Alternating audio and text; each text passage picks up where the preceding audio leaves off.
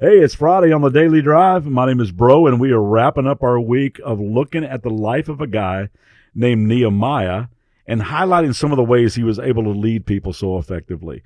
Let me just remind you a bit of what we've seen along the way. We've learned that great leaders have the courage to stare reality in the face. They don't sugarcoat things. They don't live in denial of the problem. They're honest about the current reality. And on top of that, they carry a burden to change that reality. They're able to see what could be. As Nehemiah walks into this major fixer-upper project, he was able to see the amazing potential and was also able to cast vision and rally people and put together this united team to tackle this project that other people said could not be done. He empowers them, he releases them, he appreciates them, and not only that, he rolls up his sleeves and works alongside of them. He wasn't just the supervisor with the plan in his head. He was a servant leader with calluses on his hands, and he was able to bring out the best in the team, and when all was said and done, he deflected all the credit to their God. So many other things stand out to me about the leadership of Nehemiah as you read his story, the way he defends the weak and stands up for the oppressed, the way he leads with integrity and honesty, the way he handles external and internal criticism and just stays focused on the task at hand, the way he leads people to celebrate what God has done by telling them, never forget this. The joy of the Lord is your strength. But there's one more thing that really messed with me as I reread this story. It's so easy to skip over chapter 7 of the book of Nehemiah. It's one of those that's filled with so many unpronounceable names of people and lots of numbers. It's kind of like a genealogy record. But I love how Nehemiah says, my God gave me the idea to do this. God put it in my heart to check out like Ancestry.com and make a list of all these people who were coming home. So here's my final observation, and the one that just wrecked me this week. Great leaders genuinely care about people coming home. You see, the big why rebuild the walls in Nehemiah's heart was not because he loved remodeling and tinkering with architecture, not because he wanted to make the city, look good again, get the economy, get some tourism going. It was to make a way for displaced people to come back to God, to help people come out of exile, to help people come out of hiding, out of separation, out of dysfunction, out of isolation, out of despair, and just come home to a safe place, and not just to a physical place, but back into a secure relationship with the living God.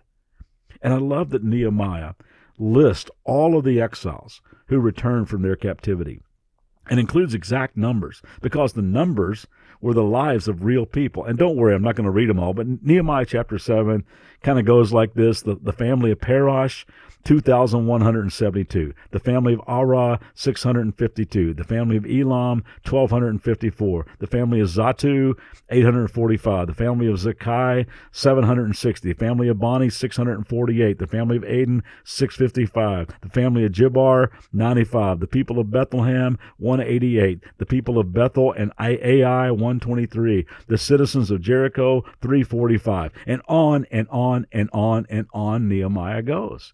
And then he says in verse 66 of chapter 7, so a total of 42,360 people returned to Judah, in addition to 7,337 servants and 245 singers, both men and women. Isn't that kind of cool? He counted them.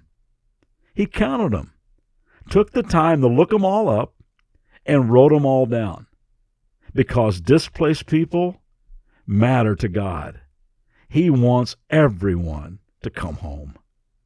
I know we have many listeners all over the country, all over the world, who are not involved at Lake Point as your local church.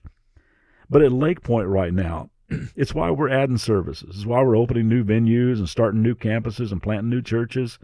It's why we're making more space for kids and students in our Spanish-speaking service, and making more room in the lobbies, making more space for recovery meetings, more space for life groups. It's why we count the number of people showing up and the people joining online, the people getting in the groups and the people getting baptized. Not because we're trying to build a big church, not because we need to show a stat sheet to somebody, not so we can compare ourselves and brag about our growth, but because every number represents a person in exile that has come home. People matter to God. And he wants everybody home. And that's why we will stay humble, and that's why we will follow his lead and roll up our sleeves and deflect all credit to God and genuinely celebrate the goodness and faithfulness of God as we together use our gifts. And I hope that you're in a local church like that. If not, find one where you can be home and create a safe place for other people to connect with God. And I pray that's where you'll be this weekend. I'll see you back here on Monday. Have a great weekend.